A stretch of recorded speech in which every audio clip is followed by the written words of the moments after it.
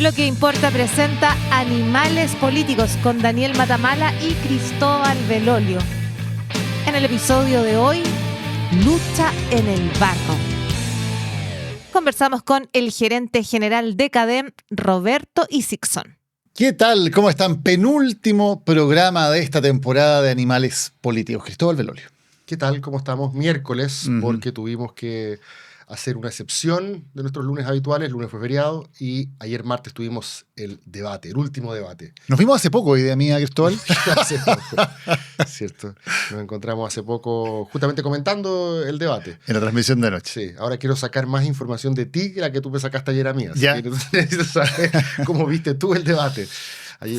Fue un debate, yo diría, áspero, desagradable de ver, ¿no? Hacía un poco la metáfora futbolística, fue como partido de Copa Libertadores de los 80, sí, donde las patas iban para lado y lado, duraba como 30 segundos la pelota en juego y de nuevo, básicamente muchas interrupciones, mucho no dejar hablar al otro, mucho intentar presentar o torcer los hechos y las palabras para mostrar lo peor posible del contendor y muy poquito espacio para un debate un poquito más constructivo.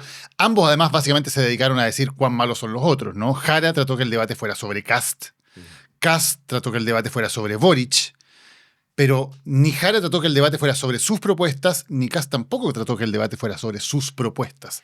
Entonces supimos más de lo malo que es el otro, más que de lo bueno o de lo que intenta hacer cada uno de ellos si es elegido presidente. Sí, de propuestas poco, de ideas poco. De proyectos inspiradores, nada. O sea, es cierto, no estamos pidiendo aquí un gran orador, ¿cierto? Un Obama que nos ponga la piel de gallina. No sé si se te puso la piel de gallina en algún minuto. Lo más mínimo. Se te pusieron los ojos llorosos, ¿cierto? Con alguna alocución. Claro, independiente de que no sean grandes oradores, el punto es que el ambiente no está, parece, para invitarnos a soñar juntos, sino más bien para, como lo hemos dicho aquí, para evitar el infierno, ¿cierto? Si gana Jara, según Kast, continúa el letargo de Chile, ¿cierto? Chile termina de caerse a pedazos, Chile ¿no? termina de caerse a pedazos, claro. Y Jara también ha dicho un poco, si gana Kast, se acaba el mundo. Así que los dos efectivamente se dedicaron a presentar al otro en su peor versión. Y yo coincido contigo a esto de torcer un poquito la realidad, ¿cierto? De buscar siempre la forma como interpretar lo que dice el otro de la forma que suene peor. ¿Sabes qué? Yo creo que esto es una constante. Yo creo que viene, bueno, siempre se hace en política, por supuesto, pero los extremos que hemos llegado en Chile, yo creo que viene de los procesos constituyentes. Porque el proceso constituyente de la campaña del rechazo del 2022 fue muy efectiva en agarrar cualquier cosa que dijera o que no dijera el proyecto constitucional y de ahí armar un mundo, ¿no? Te van a quitar la casa. Bueno, te van a quitar la casa fue el típico. O se abría el tema del derecho a la interrupción del embarazo, entonces el aborto va a ser hasta los 9 meses. Claro. Porque no se decía en la Constitución exactamente hasta qué semana iba a ser. Y como fue tan exitoso eso y como efectivamente logró meter la conversación en eso, en que todo se podía llevar a lo peor que la imaginación pudiera aceptar, en la otra campaña fue lo mismo al revés. La campaña de la En Contra también usó ese argumento para descalificar, suponiendo las peores intenciones posibles en cualquier lado. Y creo que como esas campañas fueron exitosas, eso de alguna manera comenzó a replicarse. Y en esta campaña presidencial todo el rato hemos estado en eso. ¿Cuál es la peor interpretación que mi imaginación me permite suponer de lo que acaba de decir el otro? Y creo que el debate de ayer concretó esa manera de hablar. Yo siempre he creído, y este es mi gran problema con Kast y su ecosistema, de que ellos han hecho carrera un poco pedaleando ese estilo. Yo he entrevistado a Kast, también lo he entrevistado en varias ocasiones, y ocurre que a veces uno le pregunta algo y él te responde con un ataque, ¿cierto? A veces incluso personal. ¿Por qué piensa usted de educación? Pero a ver, tú que copiaste en tercero medio, cuéntame. Tú nos queda como, bueno, claro. No se trata, es algo como bien característico. Y ayer me parece que la alumna superó al maestro. Ayer Jara dijo, yo voy a jugar el mismo juego. Y cada cosa que le preguntaban a Jara, ella miraba al frente y decía, bueno, yo te quiero contestar que a diferencia de mi contestor que dijo que... Y el otro dijo, ¿cuándo dije eso? ¿Cómo no? ¿Pero cómo no lo dijiste? Si está aquí... No, eso lo dijo alguien en otro contexto. Ah, no sé yo. Pues explícate.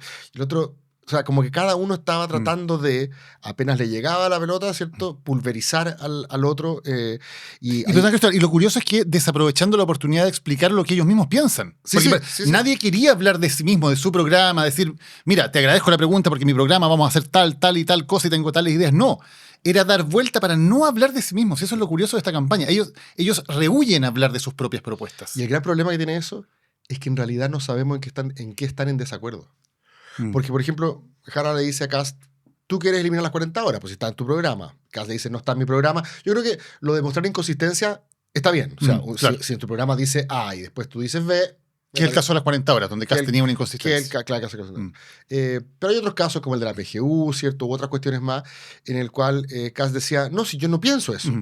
Pero ¿cómo no lo piensas? Es que tú lo dices. Pero en el fondo estaban de acuerdo. O sea, Claro. si no lo pensaba, significa que en el fondo estaba de acuerdo con Jara de que había que mantenerlo. Claro, lo que pasa es que porque en el fondo lo que ha pasado, y lo has dicho tú varias veces desde el principio de la campaña, Cristóbal, es que ha habido una cierta convergencia programática. O sea, Claro. las propuestas en términos programáticos están mucho más cercanas que en 2021. Por ejemplo, Kast ya ha dicho en todos los tonos que él quiere mantener la PGU. Sí. Y lo que uno podría hacer es decir, check, qué bueno. Entonces estamos exacto, todos estamos efectivamente todos de acuerdo. de Hay un acuerdo. consenso en la PGU, es un consenso nacional, listo, pasemos a otro tema. Claro. Pero no, esta forma de debatir nos deja permanentemente dando vueltas en círculo sin poder reconocer cuáles son los consensos que tenemos. Y te voy a nombrar otros casos. O sea, el tema de las 40 horas, porque estaba en el programa, Sí, es más controvertido sí. ya. Pero imaginémonos que Kast dijo, cambié de opinión, creo que hay que mantener las 40 horas. En vez de decirle que bueno que estamos todos de acuerdo, también hay que ir a pegarle. Después Kast dice algo que es súper interesante a propósito de el abandono de la guerra cultural y cuánto la derecha ha aceptado el proceso de secularización en la sociedad chilena. Le preguntan por la identidad de género. Creo que las pocas preguntas que hubo como postmateriales, por así decirlo. Y él dice, no, cada persona tiene derecho a autopercibirse como quiera. Eso no es lo que pensaba el Kast que decía Daniela Vega es hombre. Exacto. ¿Cierto? Y uno podría decir, qué bueno desde el punto de vista progresista, qué bueno, José Antonio, que ahora piense eso. Jara habló del estadista Piñera, que Maduro tenía que irse. Dijo que su gobierno no quería que les diera chapa de feminista ni de machista, cuando es una cosa que en general dice siempre la derecha. Y es el mundo más progresista. Es un discurso súper antifeminista decir que feminismo y machismo son cosas equivalentes. Exactamente. Entonces, como desde la perspectiva del otro, uno podría decir, bienvenido, ¿cierto?, tu cambio de opinión, pero aquí, por el contrario, la idea era ir... y también siempre esta idea de buscar siempre la peor versión, me parece que también fue la tónica del debate, ¿cierto? Kast le dice, yo no digo que tengan que ser los pedófilos indultados, ¿cierto?, amnistiados. Y en cierto sentido, nunca lo dijo Kast, nunca lo propuso Kast, lo propuso un diputado de Kast, y él... Después Kast diciendo como, me estás sacando una cuestión de contexto, pero mira qué deshonesto, me estás sacando una cuestión específica de contexto, o cuando se equivocó con el número de los muertos, de los homicidios. De los homicidios, que en vez de 1.200 dijo 1.200.000. Es obvio que es un impasse, digamos, un lapsus, claro. No es que realmente crea eso. Entonces, pero no, nos aprovechamos del error del otro para decirle, ¿cómo dijiste esto, mentiroso? Es obvio que se equivocó. Pero apenas puede Kast, hace lo mismo. Le dice a Jara, tú que eres la que dice, no solamente la del perro matapaco, ella sí pidió disculpas, él lo sabe. Y se hace el Larry, ¿cierto? Claro. Y después le dice, tu gente canta el que nos salta es facho, el que nos salta es pague. Y ella efectivamente le dijo, no lo digan, le dijo a la gente en Maipú, creo, no recuerdo dónde era el mitin Sí. hagamos una campaña sin descalificaciones. Pero claro, Kast vio esa parte del discurso. Sin duda sabe que ella dijo, quizás no como Elwin, Chile es uno solo, civiles y militares, pero igual lo dijo, ¿cachai? Y él igual pone el foco en la parte que la deja peor a ella, ¿cierto? En la parte que permite la caricatura para que su sector diga, ella es lo peor. Yo te diría que si me apuráis un poco, lo que dijo sobre María Corina Machado, lo volví a escuchar hoy día en la mañana, también admite el beneficio de la duda. Al menos. Lo que dijo Jara, sí, de que había estado involucrada en golpes. Dijo, las noticias han dicho cosas distintas, han dicho que ella es una salvadora y han dicho que ella es una golpista. O sea, así lo presenta, ella lo presenta como descriptivamente diciendo qué es lo que han dicho los medios. Y quizás a propósito de acusaciones del año 2002 en el intento de golpe contra Chávez. O sea, claro, cuando sí ocurrió un intento de golpe. Correcto, claro. Entonces... Pero no, por supuesto, hoy día toda la derecha en la mañana diciendo, pero ¿cómo? Aquí le salió la verdadera careta de comunista. La verdad es que ayer de comunista, Jara, nada. O sea, fue tanto así que hubo un tema en donde se cruzaron. O sea, Jara terminó por derecha y Kast por izquierda, que fue este tema que plantea Iván Valenzuela sobre el proyecto de hidrógeno verde que está generando críticas de la comunidad científica por la contaminación lumínica que puede afectar a los observatorios. Y le preguntan a Jara, y creo que fue un momento bien interesante porque es evidente que Jara no tenía una posición al respecto. No. Y empieza como Yo tampoco la tengo. ¿Quién la tiene? Por eso, a ganar tiempo respondiendo cualquier cosa. Y cuando Iván Valenzuela le dice, bueno, ya, pero decídese por uno de los dos, Jara no podía decir depende, porque No. toda su semana había sido decir que ella sí toma definición y Kast no. Entonces se ve un poco compelida a decir básicamente blanco-negro, lo que sea. Me imagino que pensó, bueno, ¿qué es lo que suena más pro crecimiento, pro empleo, menos comunista? Decir, hay que hacer la inversión. Exacto, vamos adelante, Claro. dijo, avanzar, porque Y- da empleo. Claro, porque da empleo. Entonces después le llega la pelota a Kast. Y Kast me imagino que claramente tampoco tenía una posición, pero me imagino que su razonamiento fue, no puedo estar de acuerdo con Jara. Y por Claro. lo tanto, si Jara se la jugó por un lado, yo tengo que decir lo contrario. Claro. Eh, Voy a salvar, en vez de las arañas o los ratones, que es como las Claro. razones de impacto ambiental por las cuales no se hacen inversiones, voy a salvar la estrella.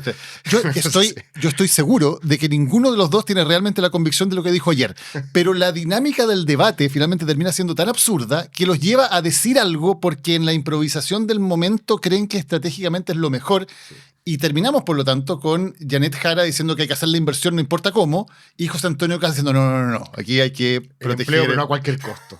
Permisología, el campeón de la permisología. Lo que es muy interesante porque también devela qué tan intercambiables son un poco las posiciones y qué tanto tiene esto finalmente un poco de puesta en escena, ¿no? Toda esta cosa de que somos tan distintos y que el otro es tan terrible, ¿cuánto tiene de puesta en escena? ¿Y cuánto encubre los temas que yo creo que sí son reales, donde sí hay diferencias ideológicas importantes, donde sí hay una preocupación? Pero cuando todo es tremendo, cuando todo es una diferencia irremontable, cuando en todo el otro es un peligro, al final los temas que realmente son importantes quedan completamente Así es. Yo ocultos. creo que es una farsa que son tan distintos. De hecho, el tema que tú pones, el de la contaminación lumínica, es el que yo recuerde, el único que hubo un contraste claro.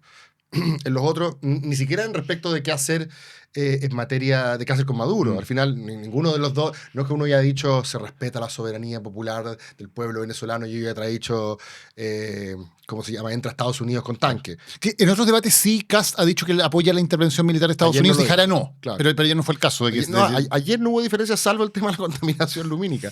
Y hay una cuestión interesante de Casta, que le ha ido bajando niveles de radicalidad a lo que debiésemos esperar de su gobierno. No me estoy refiriendo solamente a lo que ya hizo hace mucho rato, que es salirse de la batalla cultural y concentrarse en economía y orden público, ¿cierto?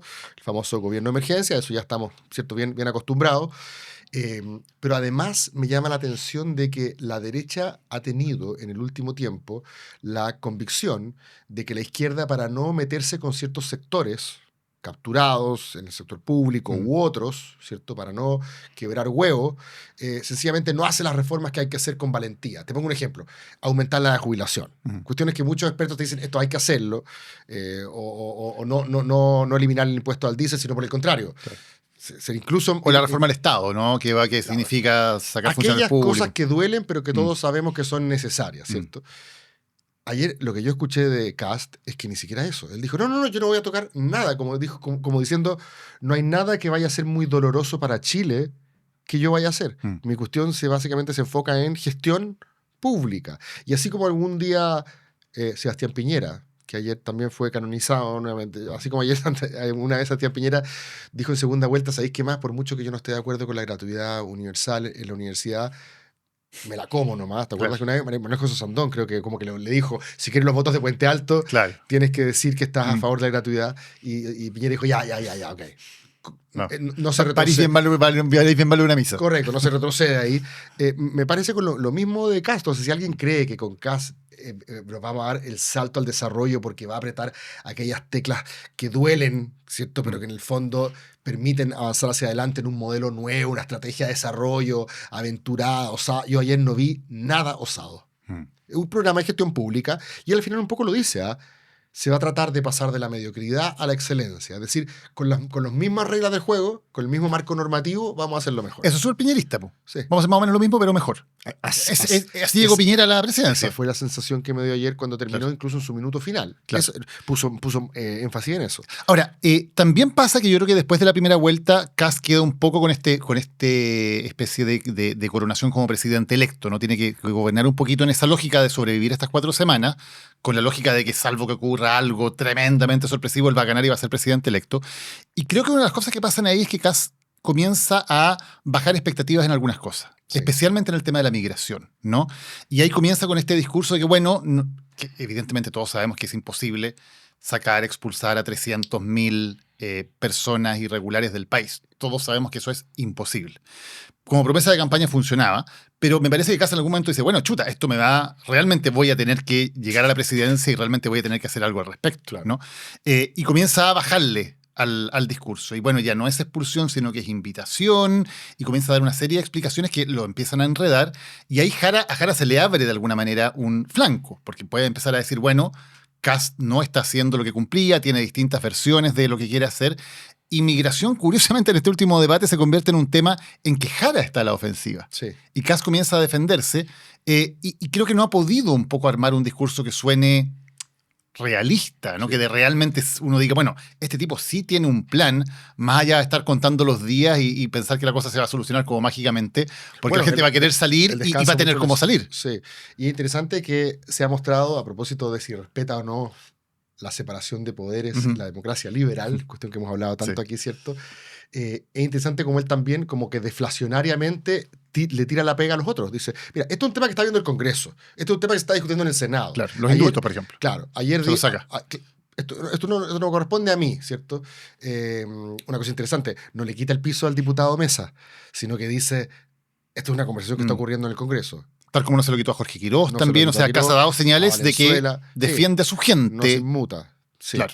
sí. Vamos a ver qué Pero pasa con eso. ayer también cuando le dijeron lo de que los extranjeros irregulares en Chile, con hijos nacidos en Chile, la Corte Suprema, vamos a respetar lo que dice el Poder Judicial, a diferencia de lo que hace este gobierno. O sea, pero como que muy institucional, diciendo, mira, aquí hay cuestiones que no tienen que ver conmigo, son pegas de los Y va, por lo tanto, también bajando las expectativas sobre su Bajando gobierno. las expectativas. Claro, porque ahora ya no queda claro qué va a hacer en tema migración, pero queda claro que él ya también reconoce que no es sencillamente como llegar al gobierno y expulsar a toda esta gente.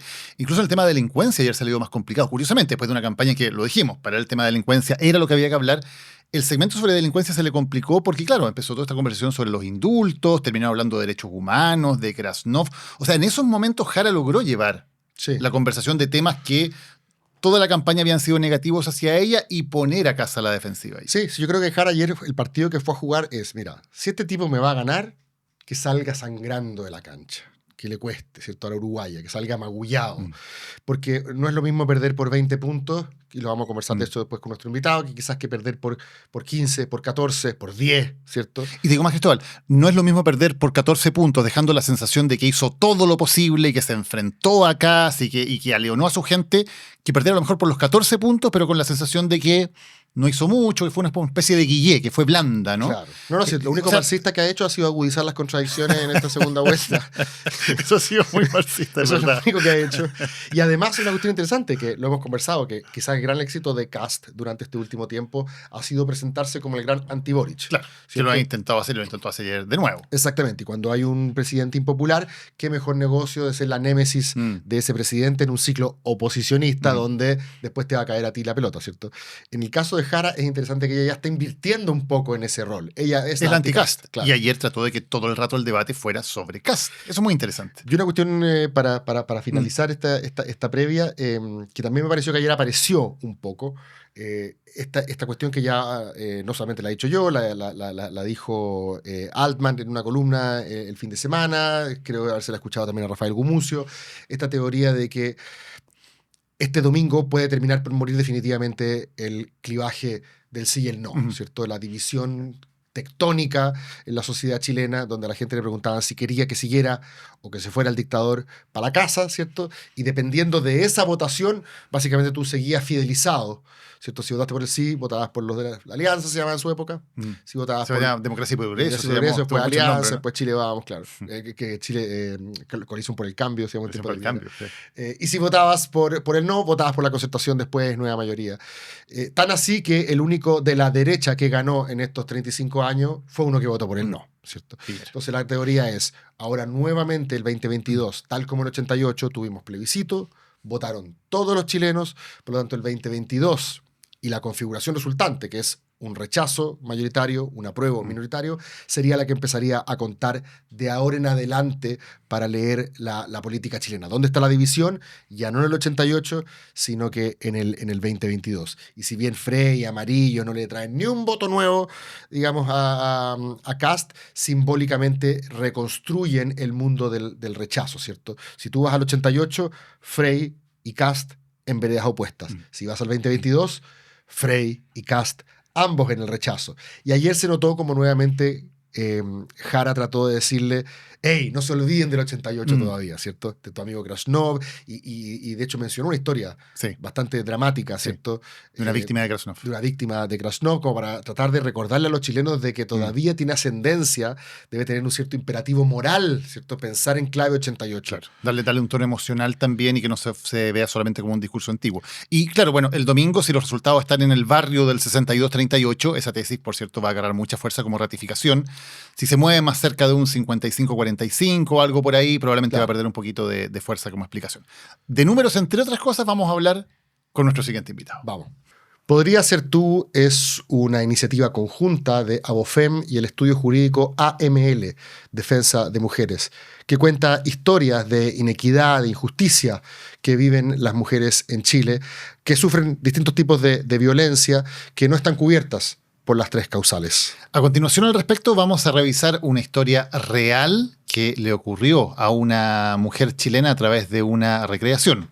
Una persona que podría ser tú, podría ser tu pareja, tu hermana, tu hija, tu amiga. Vamos con ese caso. ¿Te imaginas lo que es someterte por años a tratamientos de fertilidad para tener un hijo? ¿Te imaginas enterarte que estás embarazada al mismo tiempo que te diagnostican con cáncer? ¿Y te imaginas que no puedes comenzar con tu tratamiento por el hecho de estar embarazada? Yo siempre quise ser mamá. Por eso no dudé en comenzar un tratamiento de fertilidad para lograrlo. Fueron cientos de inyecciones, visitas al médico y sobre todo miles de noches en vela. Pero nunca me imaginé que el día que recibiera la noticia de mi embarazo, también me iba a enterar de mi cáncer. La quimioterapia tenía que comenzar de inmediato para que se cumplieran los buenos pronósticos que me daban los médicos. Pero las leyes en Chile me obligaban a esperar. Y como mi vida no estaba en peligro inmediato, no me cubría ninguna de las causales, así que tuve que viajar a otro país para poder acceder a un aborto legal. Ahora ya estoy de alta y pude lograr el sueño de ser mamá. Pero no puedo dejar de pensar cuál será la suerte de todas esas mujeres que no tienen la posibilidad de viajar.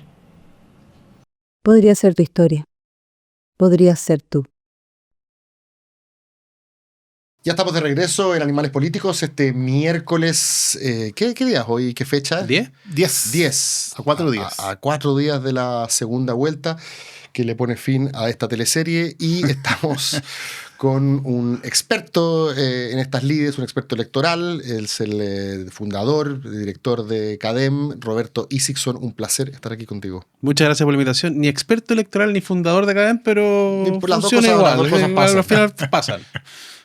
¿Qué tengo que decir? No, gerente general de CADEM. Gerente general. Es que Claro. suena muy empresarial. Socio y gerente general. Socio y gerente general de CADEM. Y analista de opinión pública. Analista de opinión pública. Claro, ¿no? Porque el experto electoral se mete en el Excel, qué pasó en la comuna, cómo fue el resultado en Coyipulli. Yo no tengo idea qué pasó en Coyipulli. No te vamos a preguntar. Fue la primera Claro. pregunta que tenía. ¿Qué era pasó esa, en Coyipulli? Ya, sacamos esa parte de la.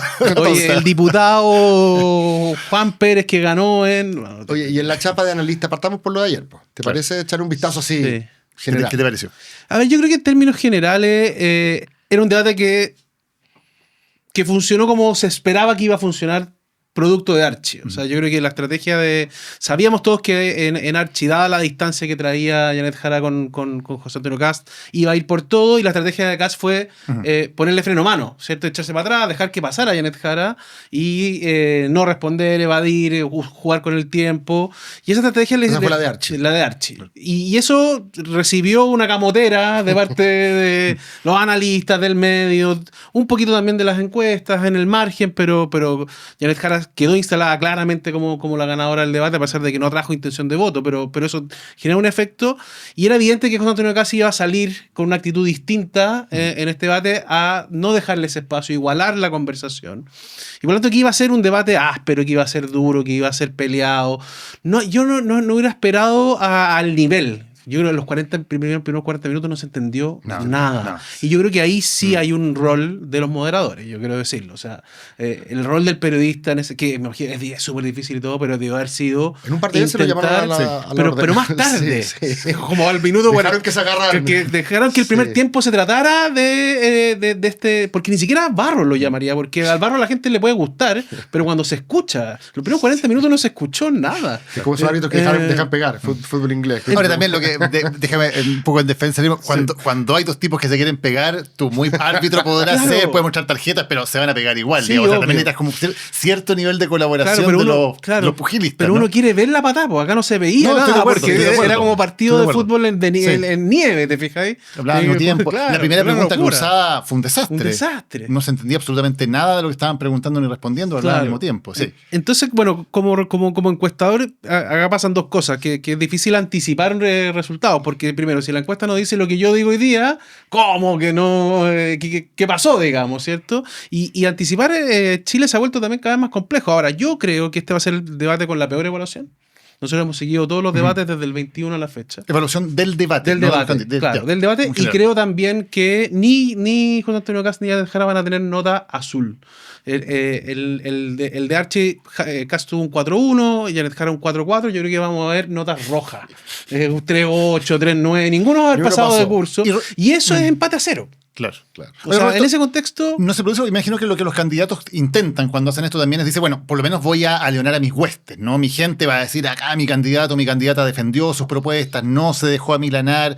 No hay por lo menos ese efecto de que los que sí están a favor de un candidato digan, bueno, se la jugó, no dejó que lo pasaran por encima. Es que eso pasa en primera vuelta, cuando los votos son identitarios, cuando son tuyos. Janet Jara sacó 27%, José Antonio Cast sacó 24%. Eso es lo suyo. Que son los Son suyos. los que lo defienden a toda costa. Pero José Antonio Cast, si gana la elección, la va a ganar con 55, 56, pongámosla hasta 62, que dice alguna encuesta dando vuelta. Y eso significa que hay gente que votó Matei, que votó Kaiser, que votó París y que hoy día vota José Antonio Cast y que puede creer que lo hizo mal en el debate, pero va a votar igual por él. ¿Te fijáis?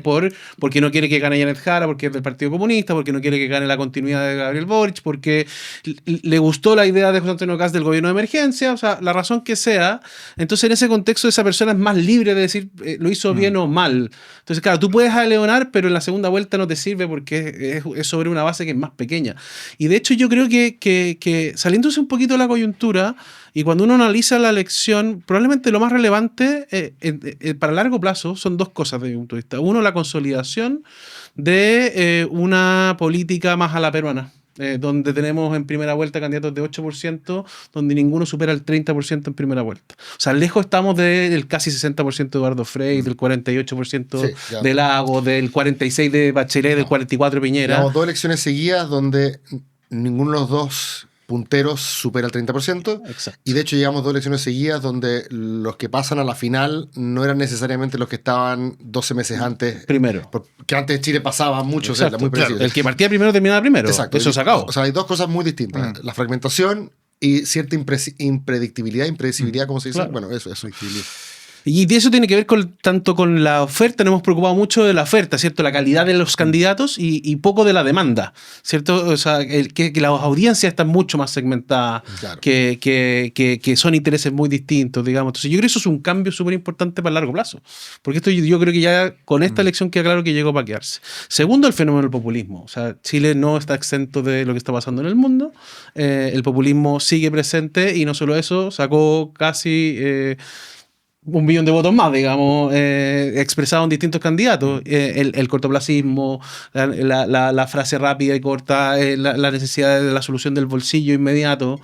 Y yo creo que dependiendo de cómo sea el próximo gobierno, va a ser también bien decisivo si es que esta presión populista sigue creciendo electoralmente. Roberto, lo que con Cristóbal un poco nos pareció más desalentador del debate, tal vez, más allá de esta especie como de fiesta de monos, de que no se entendía en algún momento, pero más allá de eso, parece que ninguno estaba tratando de plantear su propuesta de país, ¿no? Y confiar en que su propuesta de país era lo suficientemente atractiva para que la gente dijera, bueno, me entusiasma, voy a ir a votar por esa persona, sino que estaban todo el rato tratando de hacer que fuera sobre el otro, ¿no? Jara tratando de que todo el rato la discusión sea sobre Kast, sobre sus inconsistencias, sobre sus frases pasadas, etcétera, y Kast tratando todo el rato de que sea sobre Boric, ¿no? Eso también llegó para quedarse, de que sean los discursos más bien negativos, el voto anti, el que los candidatos vayan a buscar. No necesariamente, y creo que depende mucho también de la etapa en que se encuentra la elección. Y creo que hemos viendo que, primero, tenemos elecciones muy largas. Esta ha sido particularmente larga, partió el 4 de septiembre del 22 y está terminando reciente, fíjate. Entonces, con Evelyn Matei renunciando un año antes, cuando decide no ser candidata a alcaldesa, entonces adelanta todo el proceso. Entonces yo creo que esta elección ha tenido etapas distintas. Esta, mucho más confrontacional, como yo estoy completamente de acuerdo contigo, Daniel, Jara contra Kast, porque tiene que cerrar esa brecha de 20 puntos, y Kast contra la continuidad, contra la desaprobación del presidente Boric. Y eso tiene que ver un poquito con la dinámica que vemos desde el plebiscito salida, el 62% de voto rechazo, el 62% desaprueba a Boric. Entonces eso es lo que está buscando o buscó Kast interpretar, ¿cierto? Ustedes lo decían en la introducción, Frey, Jimena Rincón, Chile Vamos, en torno a Kast, busca interpretar a ese 62%. El problema es que le faltó un pedazo del rechazo, que es Parisi. Y eso es lo que va a terminar explicando en la distancia, porque Parisi también representa a la familia del rechazo. Nosotros, las encuestas en general le daban a los 4 candidatos del rechazo, Parisi, Kast, Kaiser, Matei, 64%. Pero sumaron 70%.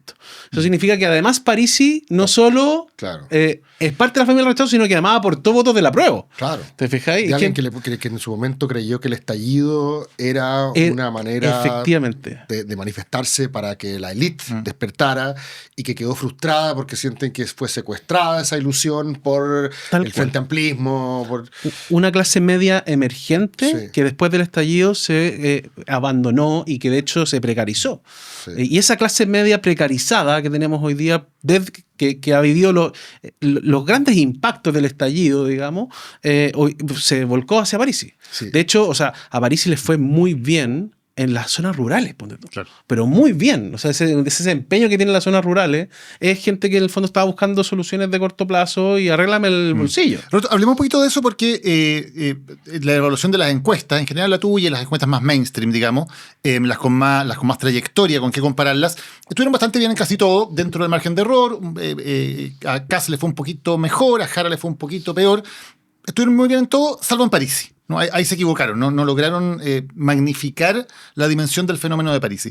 ¿Han podido ver más o menos, en tu caso, qué pasó, qué fue lo que falló, cómo ajustarlo también para poder entender mejor ese electorado? Primero agradezco que digamos que en el fondo en general las encuestas lo hicieron bien. Siempre hemos dicho. O sea, el error esperado absoluto de una encuesta evaluada como positivamente es 3% en Estados Unidos. CADEM tuvo 2%, Criteria, UDD anduvieron también 2%, y efectivamente esas 3 lograron anticipar lo que me parece que era importante, que Jara iba a estar bajo el 30 y que casi iba a estar sobre el 20 y que los dos iban a pasar a la segunda vuelta. Y efectivamente se quedaron cortas en Parisi, pero tampoco por tanto, ¿sí? O sea, nosotros le dábamos 14, 15 puntos, con margen de error 16, ya sacó 19. Entonces la pregunta es, ¿por qué no logramos el 19? Yo creo que todavía es luego. O sea, estamos a 2-3 semanas del hecho. Obviamente que queremos mejorar. Siempre uno va a querer que su encuesta no tenga ningún tipo de margen de error. Y hay 2 hipótesis que están sobre la mesa. Una que se ha instalado con mucha fuerza, que es que las encuestas tienen una dificultad para llegar al votante obligado. Yo no comparto mucho esa posición, porque si uno compara las tasas de respuesta, por ejemplo, de la encuesta CADEM o Criteria, con la del CEP, que tiene un 65% de tasa de respuesta, el CEP le fue peor en Parisi. ¿Te fijáis? O sea, parece que la tasa de respuesta no corregía el fenómeno Parisi. Yo lo que creo es que lo que ocurrió particularmente con Parisi es que se representó con más fuerza incluso de lo que ya lo había hecho el 2021 en el norte, y específicamente en las zonas rurales. Entonces, cuando uno hace una encuesta de, pongámoslo en simple, 1000 casos, que tiene un margen de error de 3% en una distribución normal de población, tú tienes 300 casos en el norte y 100 casos en las zonas rurales, porque es lo que pesan poblacionalmente. Claro. Entonces, los márgenes de error en el norte son más altos que en la población general. Los márgenes de las zonas rurales son más altos. Y si tú tienes un candidato que genera una distorsión en esos segmentos, los márgenes de error son más altos y puedes tener esta distorsión de 3 puntos. ¿Qué habría que haber hecho anticipadamente para mejorar? Uno, pensar antes que París podría tener una sobrerepresentación más alta en las zonas rurales. Verlo, tratar de encontrarlo, ¿te fijas? Y eso no estaba mucho en la conversación. No estaba en la conversación, nosotros no lo vimos tampoco. Y luego habría que aumentar mucho la cantidad de encuestas en esas zonas para que los márgenes de error sean más bajos. Entonces, al final, lo que yo creo que el desafío de las encuestas y las mejores encuestas son las que más plata invierten. O sea, cuando tú tienes recursos y cuando tú inviertes significativamente en esto, tú corriges ese tipo de... Mejorar el instrumento. Obvio. O sea, por algo en España el CIS tiene un presupuesto de $10 millones para hacer investigación de opinión pública y electoral. Acá esto depende de lo que puedan financiar empresas de investigación de mercado de manera privada. O lo que hace el CEP. Pero la universidad no participa, no hay grandes recursos, ¿te fijáis? O sea, no, acá nadie te va a pagar o te va a ayudar a financiar una encuesta de 50 millones de pesos para hacer lo mejor posible. Entonces tiene limitaciones y a veces expresan esto, pero yo en términos generales quedé bastante contento y satisfecho con lo que logramos hacer con la encuesta. Oye, me gustaría saber tu opinión respecto a estas tesis más grandilocuentes, sobre todo sobre el reemplazo del clivaje del 88, la entrada del 2022, porque cuando nosotros votamos rechazo el 2022, la primera sensación ambiente fue, somos bipolares, ¿cierto? Antes queríamos derrumbar el modelo y ahora, ¿cierto? No queremos saber nada ni con los pluris ni con los todes. La segunda lectura, un poquito más sofisticada, fue no, la diferencia es la modalidad del voto, ¿cierto? La diferencia es que todos los anteriores fueron con voto voluntario, donde la izquierda fue súper exitosa en movilizar a su base, muy además excitada por el estallido, ¿cierto? Y en cambio ahora con voto obligatorio, cuando metiste a un 40% nuevo, y te diste cuenta que ese en verdad no era tan identitario, era quizás un poquito más conservador, más tradicionalista. Entonces, eso es lo que explica el nuevo votante.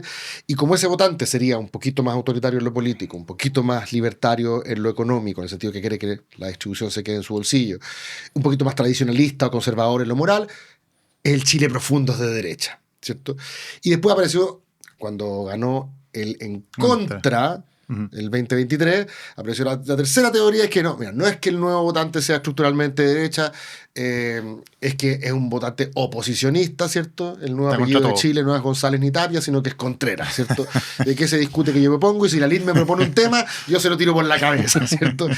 Y en esa discusión estábamos. Ahora, como bien dices tú, los votantes, todos los que uno tiende a caracterizar con la derecha, llegaron a 70.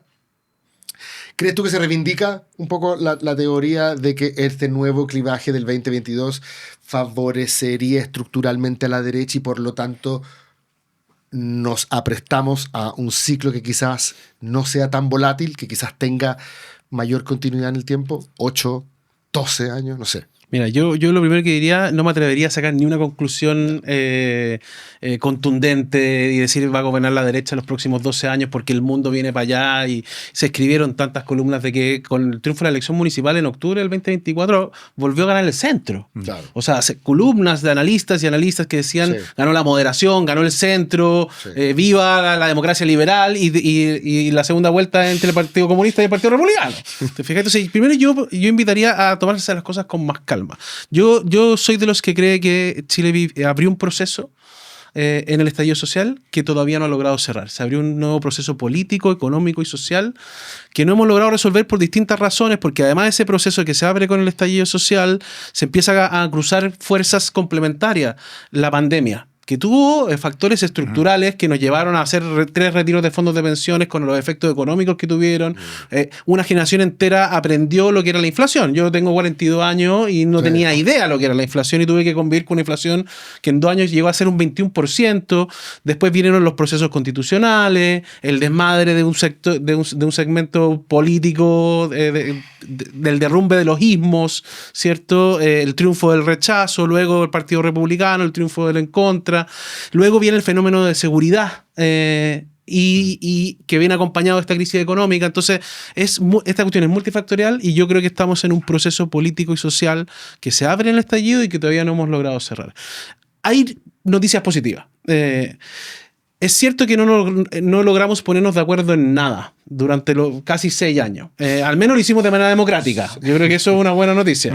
Y eso se valora mucho en el extranjero. A mí me ha tocado presentar 2 veces en el Chile Day en Londres, y cuando tú conversas con inversionistas extranjeros te dicen, mira, sí, tienen la escoba, pero el mundo entero está igual, pero al menos ustedes lo resuelven con un papel y un lápiz. Sí. ¿Te fijáis? Yo creo que eso hay que valorarlo. Lo segundo es que en esta elección, y ustedes lo conversaron en la introducción, hay mucho consenso. O sea, desde el Partido Comunista hasta el Partido Nacional Libertario hay coincidencia en cuáles son las prioridades, seguridad y economía, hay coincidencia en los complementarios, educación, salud. O sea, hay un consenso programático de lo que hay que hacer. Luego pues, se tendrán que poner de acuerdo en cómo se redacta la ley, pero eso parece una buena noticia. Pero es coyuntural. Ayer casi ni siquiera se atrevió a decir que estaba de acuerdo con volver al copago. Claro. Que yo habría pensado que en la derecha es como... Obvio, el copago le permite a la familia... Oye, la tómbola, el copago... Ni siquiera quiso decir que se pudiera hacer aporte. Que se pudiera hacer aporte. Claro. Creo que no fueran... Pagar la clase de piano. Entonces, o para hacer todo confluye, ¿sí, cierto? Y hoy día en una elección municipal es imposible distinguir a un candidato comunista de un republicano. Entonces, pero eso es coyuntural. ¿Cierto? Entonces, ¿de qué depende? Va a depender de probablemente de cómo lo haga José Antonio Kast en el próximo gobierno, de la evaluación que tengamos del próximo gobierno, porque se empiezan a acusar las otras fuerzas. La gente vota a cambio, evalúa negativamente a sus gobiernos, la aprobación de los gobiernos viene cayendo gobierno tras gobierno. Boric no fue capaz de revertir eso, a pesar de que se sostuvo en un piso de aprobación alto. La desaprobación fue estructuralmente alta, o sea, nunca bajó el 60%. Entonces la gente quiere cambio, la gente es muy crítica, ganan con muy pocos votos propios, ganan con mucho voto prestado. Esta no sería la excepción. No va a ser la excepción tampoco. Incluso, y pensemos un segundo que José Antonio Kast y el gobierno de José Antonio Kast lograra bajar los niveles de temor, dar sensaciones de seguridad, controlar en parte la frontera, empezar a simbólicamente mostrar triunfo al crimen organizado. Llega las lucas, hay más inversión, hay más empleo, hay más consumo. Lo que le va a pasar después de eso, porque las expectativas están en el techo, o sea, están más altas que en los últimos 7 años. Bueno, le van a decir, bueno, ¿y ahora qué hacemos con educación? ¿Qué hacemos con salud? ¿Qué hacemos con pensiones? ¿Qué hacemos con vivienda? Se va a quedar corto rápidamente si es que es exitoso. Si es que es exitoso. Sí. Entonces está un poco atrapado José Antonio Kast. Y las demandas inmateriales tocando la puerta, las de reconocimiento, las de dime cómo me gusta que me digan. Claro. Oye, y además dijo que en 100 días. Entonces, el plan 90 es que en 90 días el gobierno de emergencia... Claro. Cumple su función, ¿te fijas? En 90 días. Es importante eso, Roberto, que mencionas que es lo de las expectativas, porque lo hablábamos un poco al principio, que da la impresión de que en esta segunda vuelta acá ya se está haciendo un poco cargo de eso, de cómo baja un poquito las expectativas, porque se ve atrapado de repente en que, claro, va a llegar el 11 de marzo y la gente le va a decir, bueno, ¿y los 300.000 migrantes por qué están acá todavía?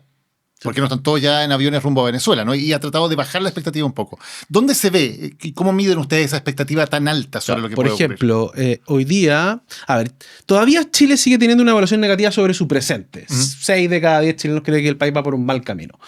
Y esa evaluación negativa sobre el presente venía acompañada con una frustración gigantesca o un pesimismo gigantesco sobre el futuro. Hoy día, el 60% de los chilenos, 59%, ve el futuro con optimismo. Es el nivel más alto de los últimos 7 años. O sea, supera a Boric y llega a el triunfo de Sebastián Piñera. Porque más o menos. Es más o menos natural que en esta época haya siempre más de futuro, ¿no? Porque la gente empieza a decir, viene un cambio. Exacto. Y está la esperanza de que sea mejor, ¿no? Sí, pero esta es la más alta en 7 años. O sea, pasó esa etapa de Boric y llegó a Piñera 1, a Piñera 2, a la elección de Piñera 2. Desde antes del estallido. Desde antes del estallido. Del futuro, y después, la evaluación de la percepción económica positiva hoy día es la más alta en los últimos 5 años. O sea, retrocediste hasta... Boric, diciembre electo, marzo recién, 4 años para atrás. Las expectativas de consumo son las más altas en 4 años. O sea, hay una inyección efectivamente de optimismo que es un arma de doble filo. Por una parte es una tremenda oportunidad de anunciar un nuevo ciclo, de un nuevo ciclo que nos permita mirar hacia el largo plazo, salir del corto, empezar a encontrar que este país hace cosas bien, que es distinto. Por ejemplo, la encuesta nacional Bicentenario. Este país es un país distinto a el de Latinoamérica, 70%. En el 2018 estaba en 50%. la percepción de que vamos a avanzar, en los próximos 10 años habremos alcanzado la meta del desarrollo. Encuesta Nacional Bicentenario, 59%. En el 2018 estaban en 49%. Ya. Entonces, o sea, las expectativas están desatadas. Oportunidad de nuevo ciclo o frente a un gobierno con problemas, es una frustración gigantesca. Si llegan las lucas y auspicio este programa, nosotros nos volvemos todos oficialistas. Sí, al final, ¿sí, ¿o no? Una pregunta sobre los márgenes. Es interesante que hay poca discusión, ¿cierto? Salvo en sectores, salvo Francisco Vidal, que es cierto que le reta a la gente que cuando dice que va. Es increíble. que- Nosotros lo que- entrevistamos en nuestro podcast. Claro, como que reta a los que creen que Jara va a perder, que dicen, no lo digan. Salvo esos casos, hay un consenso bastante extendido de que la elección más o menos ya está jugada, ¿cierto? Y la pregunta es ¿por cuánto? ¿Cierto? Kast va a ganar 60-40. Digamos la del rechazo, 62-38 es como el escenario más dramático, diría yo. Claro. O una Jara que es capaz de superar los 40 puntos, sobre todo tú lo mencionaste, algunas encuestas ahí como en el margen han mostrado que levemente se cierra la brecha, digamos, sigue siendo así un forado, pero se cierra un poquito. Si fuera un 57, creo que Pepe Au dijo algo así como 57... 58 y medio. Claro, dijo, sí, 57, 58 contra 42, 43. Y es distinto si fuese un 55-45, que aún siguen siendo 10 puntos de diferencia, que para la historia chilena en segunda vuelta sigue siendo harto, pero se vería como una cuestión que no fue una paliza tan grande en comparación a cómo pudo haber sido. Primero me gustaría preguntarte, ¿cómo ves tú que va a ser esta distancia? Con los instrumentos, los instrumentos que ustedes tienen, y qué implicancia política tiene uno y otro escenario. Sí. Lo que dice el promedio de las encuestas hoy día, de todas las que conocimos, Sí. como no voy a nombrar ninguna, no voy a cometer ninguna falta, es 59-41 al día de hoy. Hoy. 18 puntos. Claro. Son 18 puntos. Nosotros yo creo que esto va a estar un poquito por debajo de eso. Pero se va a mover Es un poquito más estrecho. un poquito más estrecho. Pero Pero yo, significa 58-42, 57-43, sí, yo por creo ahí. que debería andar por ahí. Ahora, falta ver qué pasó con el debate, si movió algo la ustedes van a aguja. hacer una última Tenemos medición siempre todavía. una última encuesta que nosotros entregamos a nuestros clientes y al directorio como corresponde el viernes. Ahora, yo creo que cualquier cosa sobre 55% en un contexto de voto obligatorio es un triunfo para José Antonio Kast, evidente, claro. Sí. Va a ser el presidente más votado de la historia de Chile, 7 millones de votos, entre 7 y 8 millones de votos, entonces es una muy buena noticia. Luego, que el efecto sobre Janet Jara me cuesta un poco interpretarlo todavía, yo creo que me falta información. ¿Va a ser recibida con los brazos abiertos por el Partido Comunista? Lo dudo. Ella se define a sí misma como una candidata de centro-izquierda, Sí. ya pasó esa línea, digamos. O sea, ¿qué va a hacer Jara después? ¿Va a ser recibida por el Partido Socialista? Me parece interesante, pero lo más relevante, independiente de que va a tener más votos que el presidente Boric. O sea, con voto obligatorio, su 45, 42 es más de lo que sacó Boric en segunda vuelta. Y no es poco habiendo pasado de 27 a eso. O sea, si claro. llega a pasar de 27 a 43, no voy a poner más que eso. Sí. Si llega a pasar de 27 a 43, la noche que sacó 27, nos mirábamos toda la cara diciendo, ¿y de dónde va a sacar? fracaso. ¿De dónde va a sacar más? Significa que fue... tenía como 3 puntos disponibles Sí, entre antes- Mike Nichols y Antes de Mike Mike Nichols, Nichols, claro. o sea, y significa tiene, que fue y tiene un capaz. porcentaje en Matei y tiene un Claro. porcentaje en París. Claro. Significa que fue capaz Claro. de hacer un poquito de Un eso. poquito de eso. Ahora, yo creo que el futuro de Janet Jara va a depender al final no de la cantidad de votos que saque ni el porcentaje que tenga o la brecha, yo creo que va a depender de la decisión que tome el presidente Boric.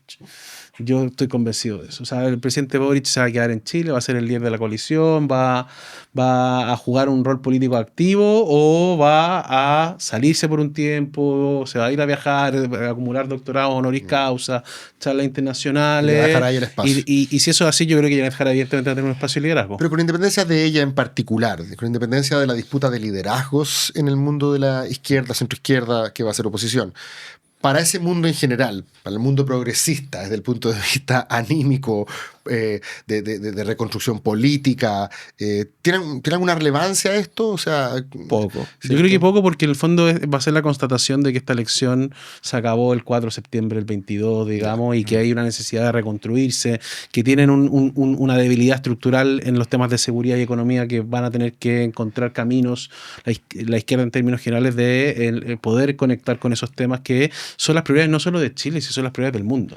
O sea, lo que Es día interesante eso son porque- los temas claro, globales. Porque de alguna manera muestra que esta elección se definió hace 3 años, ¿no? Sí. Y nada de lo que ha pasado en estos 3 años ha cambiado dramáticamente lo que quedó establecido en el 2022. Daniel, cuando tú ves la elección completa, desde que nosotros empezamos a preguntar espontáneo hasta hoy día, lo único que se movió en el 90% del tiempo es los votos de la derecha. ¿Entre quién? Entre Matei, Kass, de Matei ¿quién a hace? Kass, de Kass a Kaiser, de Kaiser a Kass, de Matei a Kass, a Kaiser. Claro. Era lo único que se movía. Y de hecho alimenta la teoría de que lo que ocurrió en diciembre del 2023, cuando ganó el en contra, fue más bien una anomalía porque mucha gente de derecha también votó en contra. Kaiser, por Exacto. tanto. O sea, Sí, que por al supuesto. final de esos votos habría que sumárselo. Y eso le a la costó a derecha. Kass a partir de esta elección tercero, incluso cuarto. Claro, porque claro. en el fondo se comió una cuestión que nadie quería. Y un proceso que nadie quería hacer de nuevo y que el rechazo Y eso le era dio la oportunidad a estructural. Matei también de tener su oportunidad, que Matei a su vez No, desaprovechó. yo estaba Exacto. pensando en que muchas veces cuando los resultados son dramáticos, uno tiene mayores incentivos a hacer cambios drásticos. Cuando los resultados se pueden maquillar de cierta manera como triunfos morales, uno no hace tantos cambios. El fútbol chileno me parece que es un muy buen ejemplo. A pesar de que ahora tocamos fondo y no veo que se esté produciendo ningún cambio, pero en general yo siempre decía, bueno, si vamos a quedar fuera del Mundial, quedemos Vamos a hacer algo, últimos, claro. ¿cierto? Para que lo sea todo y empecemos quedamos de El problema es que llevamos 3. Por eso, porque ya quedamos últimos y no va a pasar No va a nada. pasar nada. Pero uno tendería a pensar que eso ocurre, ¿cierto? Y llevamos 3 mundiales Claro. al hilo. No, pero es que en los casos anteriores, cuando la izquierda perdía, ¿cierto? Siempre tenía el factor Bachelet guardado. Entonces, pero bueno, ahora vamos para el otro lado. ¿Tú crees que Espera, ¿puedo Sí, una sí. cosita más sobre lo que decías sobre el futuro del liderazgo de la izquierda, Roberto? Porque tú dices, por lo que entiendo, si Boric decide quedarse y dar la pelea, y desde aquí un poco la idea que dio en primera vuelta, ¿no? Desde que él estaba ahí Estaba listo activo, para ya listo. empezar la pelea contra Kast, en segunda vuelta estaba bastante más ausente.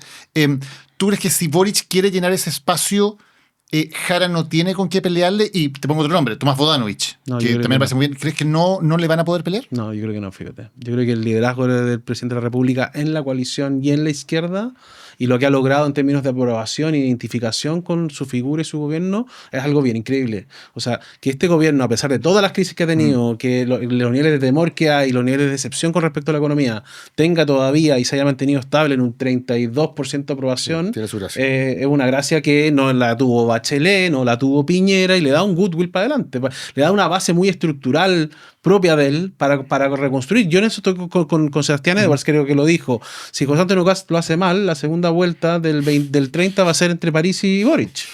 ¿Tú crees que esos son los liderazgos que quedan más en pie si es que Si es que Kast Kast no lo hace logra- mal, lo hace mal, Si es claro. que Kast lo hace mal, claro, es una posibilidad que tengamos una segunda vuelta Boric-París. Sí. Si no va a ser Carter, que Si está no va con a ser un diente- claro, Carter tiene que Kaiser y Sí. algún ministro nuevo que Que no conozcamos no todavía conozcamos incluso. todavía. O sea, el gobierno va a tener muchas posibilidades de generar candidatos. ¿Y no crees que a Boric, si el resultado finalmente es muy malo el domingo, si pierden por 15, por 20 puntos, ¿no crees que va a haber una parte del oficialismo que diga, bueno, esto es culpa de Boric finalmente de esta paliza electoral? O sea, yo creo que eso va a ser así, porque en parte va a ser culpa del presidente Boric por haberse subido al carro con tanto entusiasmo para votar a prueba y condicionar su gobierno al triunfo de la prueba, que es lo que dice. O sea, pero también ha sido talentoso el presidente de que todos esos problemas se los transmite a otros. O sea, el triunfo del rechazo y otros problemas que ya no me acuerdo cuáles se los comieron entero Jackson.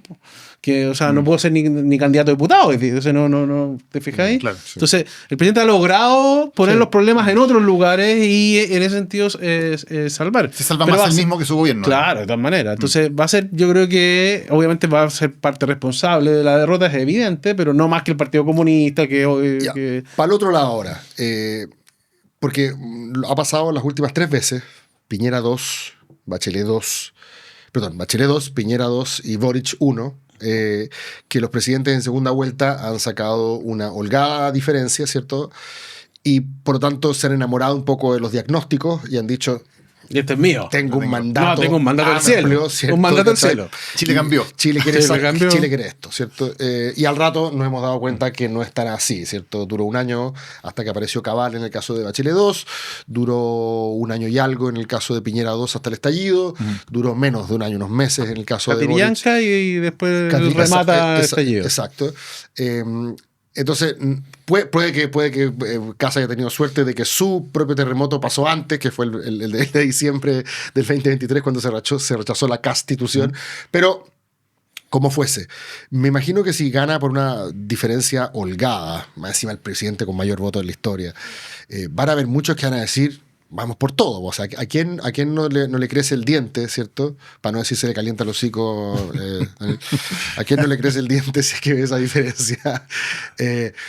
Porque ayer lo vi diciendo incluso que cada persona podía definirse el género que quería, que era una cuestión que yo no lo había imaginado diciendo hace 4 años atrás. Entonces, ¿hasta qué punto vuelve a aparecer la batalla cultural, la idea de impregnar la política de una cierta visión sustantiva, en este caso más vinculada a los principios religiosos, cristianos? O sea, estoy pensando en voz alta, o hacer cuestiones más osadas, o crees que es lo suficientemente inteligente para leer con distancia esto? Yo esperaría que después de 3 gobiernos, él y también su equipo asesor haya aprendido que gobernar con tu programa de gobierno es tremendamente complejo porque siempre hay un hito que cambia el sentido del gobierno. Transantiago, Cabal, estallido social, y nadie, o sea, desde Piñera 1 ningún presidente ha podido instalar su programa, y ni siquiera Piñera 1, porque también lo tuvo que adaptar por el terremoto, te fijas. Piñera 1 al año tuvo el estallido de Naixén y al año y medio tenían los estudiantes dictándoles la pauta en la calle. Para esta altura me parece que son suavecitos como para poder seguir gobernando. Te fijas en comparación con pandemia, estallido social, Cabal. Pero al año y medio de su gobierno, Piñera tenía que ver cómo hago la reforma de la educación que me están pidiendo los estudiantes. Ese era el tema principal que tenía. A mí eso me parece que ya a esta altura es evidente. O sea, si Kast cree que... imagínate 62. 62 es un mandato del cielo, como nos diría Milei, digamos, para hacer todos esos cambios, y este gobierno de emergencia, a mí me parece que estaría equivocado. Lo segundo, y por lo tanto, en el fondo... Segundo, tienen que saber que va a haber una coyuntura que les va a hacer adaptarse, cambiar estructura, van a tener que cambiar eso. El gabinete no va a terminar siendo el mismo, el ministro de Seguridad va a tener su foco, el ministro de Hacienda va a tener su foco especial, no necesariamente van a terminar, o sea, va a tener que saber adaptarte en la medida en que el gobierno va avanzando. Y también tercero, diría yo, esperaría que supieran que la opinión pública en general, lo que ha hecho de manera estructural desde Piñera, desde Bachelet 2 en adelante, es actuar como contrafuerza del gobierno. Es ponerse en un rol opositor. Cuando en el fondo estamos en seguridad, queremos educación. Cuando estamos trabajando en economía, queremos salud. Cuando estamos avanzando no tengo idea, en el caso del presidente Boric, hacer una nueva constitución, queremos delincuencia. ¿Te fijas? Entonces ha actuado como muy pendular. Porque es el mandato que le da a la ciudadanía. O sea, la ciudadanía le dice al candidato, sí, haga eso que usted quiere hacer. Exacto. Y cuando el candidato llega a la moneda dice, no, sabe que ya no. Sí, hágalo, pero también no se olvide que también es importante el tema de la educación. Entonces, oiga, sí, hágalo economía, pero no se olvide que yo tengo un problema, nuestros problemas están en vivienda. Y eso evidentemente también tiene que ver con los sismos y con cómo el pequeño grupo ruidoso, ¿cierto?, se instalan en la agenda y copan espacio. Y yo creo que van a volver a aparecer, o sea, van a recuperar mucho la memoria, ¿cierto? Ayer Kast fue muy generoso, diría yo, en esa tanda inservible de media hora después del debate, donde se les pregunta exactamente lo mismo que se les preguntó a los candidatos. Que solo hace que se acuesten más tarde, digamos. Y que yo lo estoy sufriendo en este minuto, sí. Él dice, de hecho creo que ni siquiera menciona republicano, dice como aquí yo quiero agradecer. Dice un nombre, Andrés. Sí. Dije, ¿a quién se habrá referido? Y de repente como caché que estaba Joaneta atrás. Era Joaneta. Claro, que era un ser humano de un partido que son 4 seres humanos. Creo que estaba exagerando, creo que son como 3. y dice algo así como, y Chile vamos, dice. Se está ganando la derechita cobarde, ¿cierto? Entonces, pero a mí igual me llamó la atención que Rodrigo Galilea hubiera estado para allá atrás. Sí. Y escuchar a Guillermo Ramírez, que no sé qué debate vio, pero dijo, no, claro, o sea... el mejor debate... No he visto un debate mejor desde la 99. Desde que la vi sacaba las llaves, que no había una cosa tan emocionante, ¿no? Me encantó, ¿cierto? Carter interpretó que el lenguaje de Jara había sido de lucha de clase, o sea, hay un nivel de fanatismo, pero bueno, el punto es que me parece que fue generoso, como se llama, sí. Kast, y está dándole realce a la idea de que esto va a ser un gobierno de coalición, ¿cierto? Esas son las señales después de la primera vuelta han ido claramente para allá, todas, ¿no? En ese sentido. Bueno, de hecho, a mí me ha sorprendido mucho que la única que con seguridad de estar en segunda vuelta era Janet Jara. Porque José Antonio Kast tenía una pelea que dar, o sea, claro. tenía 3 Sí, candidatos, 4 claro. candidatos por el lado, ¿te fijáis? Y José Antonio Kast se vio mucho más preparado para enfrentar la segunda vuelta. O sea, con una estructura, con un plan, sumó muy rápido a la familia Piñera, suma a Eduardo Frei, termina sumando a No, tenía una Demócrata y estructura Amarillo. paralela funcionando desde antes, Claro. con gente designada. Raúl estaba designado desde Designado de antes, antes. para asumir ese lunes como el encargado de O la sea, segunda yo vuelta. creo que Diría eso de ha antes- hecho una diferencia importante en términos de campaña, fíjate. Venía gente descolgándose de los otros mundos hacia Kast. Eso te quería preguntar, ¿cómo visualizas tú, que conoces un poco también cómo funcionan los gobiernos por dentro, cómo visualizas tú la conformación Sí. de un gobierno? Yo sé que esto va a ser comidillo para después, ¿cierto? Pero así más o menos a vuelo pájaro, porque uno siempre mira a Milei y dice, bueno, pero Milei compró las piezas por separado, fue a buscar solamente a la pata Bullrich, pero no al macrismo en general, y a los pocos macristas que y sumó, aplastó al macrismo, básicamente. se los comió, ¿cierto? Sí. Lo absorbió. ¿Crees tú que Chile Vamos está en condiciones institucionales de aceptar la invitación, pero al mismo tiempo resistir el embate y la tentación de ser absorbido, entendiendo que la atracción está en otro lado? ¿Qué rol le ves a libertarios, especialmente a Kaiser, que es la figura más importante? ¿Cómo ves a un Juan Antonio Coloma, padre, me refiero, ¿cierto? No sé, ministro Interior? ¿Cómo lo ves? Bueno, yo creo que hay 3 preguntas que no tenemos, evidentemente, las respuestas todavía, que van a ser las que vamos a estar discutiendo durante enero, principalmente. La primera, ¿Chile Vamos se suma institucionalmente o individualmente? Y digo esto porque la pregunta de fondo es, en la primera semana de marzo, cuando se cita el primer comité político, ¿cuántos partidos políticos van a haber sentado en la mesa? O sea, ¿va a haber reunión de comité político como la conocemos? Bueno, Con la UDI, con RN, con los libertarios, con demócratas, con amarillo. ¿O no va a haber reunión de comité político? ¿La omisión de Bópoli fue intencional o fue...? Es que pues, desapareció, pues, ¿o no? Yo creo que Tienes la van a- reco- yo creo que tú la tienes van a- que pelearla. van a zafar, sí. Pero amarillo y demócrata, ni hablar. Sí, pues. Sí, por eso. Esto desapareció del todo. Sí. se me olvidó. No, pero que Bópoli. pensé que quizás se había olvidado porque tú crees que No, políticamente... yo creo que Bópoli no se va a sumar como partido. Ah, ya, ok, Sí, esa sí, era mi pregunta. Sí, Ya. yo creo que son menos pragmáticos de lo que ha demostrado los demócratas y amarillo en esta pasada, digamos. Pero es una pregunta, yo no tengo la respuesta. ¿Va a haber comité político con partidos los lunes o no va a haber comité político? Segunda pregunta relevante, ¿qué va a hacer Kaiser? Yo creo que eso también tiene un efecto sobre Chile Vamos. ¿Se va a sumar Kaiser?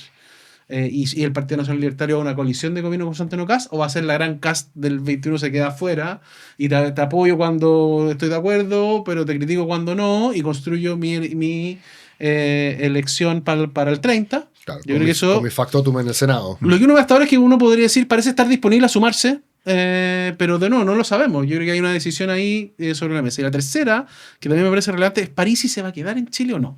O sea, el PDG se va a comportar como un partido político, porque en los primeros 10 días hay 14 diputados, 28 opiniones diferentes, ¿te fijáis?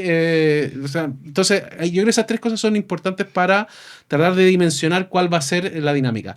Que más o menos institucionalizado, Chile Vamos va a ser parte de este gobierno, no tengo ninguna duda. Ya. Que Juan Antonio Coloma puede ser ministro, que Digo, Rodrigo por nombrar Galea, alguno. sí, por nombrar algunos, que pueden no ser otros, digamos. Sí, que yo los cuadros... pensaría Rodrigo Álvarez, que Rodrigo Álvarez, por ejemplo. de todas maneras. Sí. Y luego la estructura de cuadros necesaria, esos 80 cargos de jefes de servicio, subsecretarios que no están en el Partido Republicano, están en Chile Vamos, me parece que van a estar ahí de todas maneras. Luego la pregunta es, ¿van a tener un comité político los lunes o no hay comité Claro, político? ¿Y con qué? Por eso Yo creo que Kast quiere, ¿ah? Claro, por Eso eso, es lo que le gustaría. Por eso le pregunto Creo por el que ministro sí. del Interior, ¿no? Que es que en el fondo lo que subyace esta pregunta es, bueno, ¿qué tan fuerte entran, digamos? Kast va a decir, miren, aquí somos todos iguales y por lo tanto quiero un UDI en Interior, quiero una RN en Presidencia, no lo sé, un Evópoli eventualmente en alguna cartera importante, o no, o va a ser más parecido a la estructura que armó Boric de decir, aquí los puestos claves son mi gente de confianza, la que he estado siempre, y sí, les vamos a abrir un cupo por aquí y por allá, pero la dirección, la conducción está en republicano. No, yo intuyo que lo que le gustaría a José Antonio Kast es repartir poder. Ujú. Yo lo veo bastante estadista En ese sentido, sí. en ese sentido. O sea, entonces en ese contexto va a tener que decir cuál republicano es Interior o Hacienda, porque van a ser los 2 cargos más relevantes. De hecho, yo creo que Interior podría ser un triministro de Sexpress y Segegov, con subsecretarios relevantes, pero que haya un solo ministro. Como ya lo dijo en el debate de ayer, que Economía, Energía y Minería también va a ser un Ahora, triministro. eso le daría un poder gigantesco a esa figura y uno se pregunta, quién podría tomar Exacto. porque sería una especie de primer ministro. Exacto. Es que yo creo que eso es lo que va a ocurrir. O sea, la propuesta que entiendo que están dibujando es no tener más de 15 ministros. Eso, en el fondo, significa también no tener más de 15 jefes de gabinete, no tener más de 15 jefes de prensa, y que esto sea administrable más fácil. O sea, que una reunión de consejo de gabinete con 15 es mucho más fácil que con 26. Las filtraciones, todo ese tipo No, y da la cuestiones. sensación de que está siendo austero. Y claro, y hay una sensación de autoridad inmediata. Entonces, es posible. Quizás en el fondo terminan Interior y CGGov nomás y Sexpress por el lado, porque necesito también poner a alguien de Chile Vamos o se entusiasmó un demócrata, no tengo idea. ¿Te ¿Y fijas? qué crees que le conviene a Kaiser? ¿Crees que le conviene estar dentro o que les conviene ser el cast de Piñera, digamos, de alguna manera, mantenerse por fuera y hacer oposición de Es derecha? difícil. Esas recomendaciones son como imposibles. ¿Qué le convenía a Matei? ¿Ir a reelección en Providencia o no? ¿Te fijáis? Son como juegos de suma cero, porque cada una tiene costo y beneficio.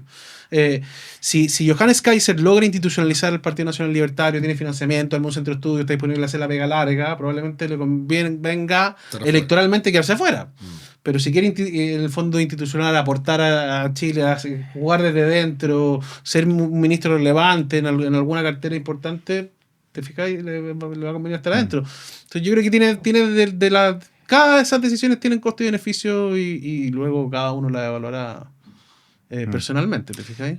Roberto, ya para ir cerrando, el domingo en la tarde va a ser una tarde, me imagino, muy breve, ¿no? O sea, Breve. porque tenemos un 7:30. conteo que es súper rápido. 7:15. Probablemente no va a haber tantas horas en locales de votación porque la votación es súper rápida también, Sí. o sea, la gente no se demora nada en votar.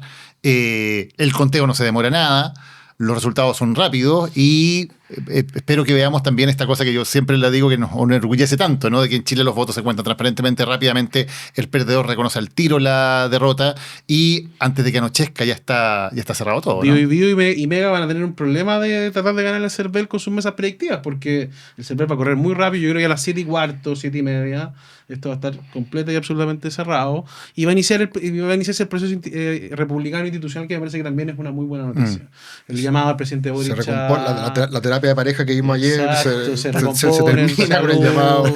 Perdón, gordo, la culpa la tuve yo. Claro, exacto. Entonces, yo creo que se inicia el proceso republicano y yo creo que en eso de nuevo hay que valorar lo que valora Sí, el inversionista por supuesto. extranjero, que Sí. somos respetuosos de las instituciones, de los procesos, de las tradiciones, y en estos días lo republicano crece, digamos. La república. Lo republicano como no el república, partido. digamos, claro. Bueno, también. También. Van a pasar las dos cosas, pero la república, digamos, ¿cierto?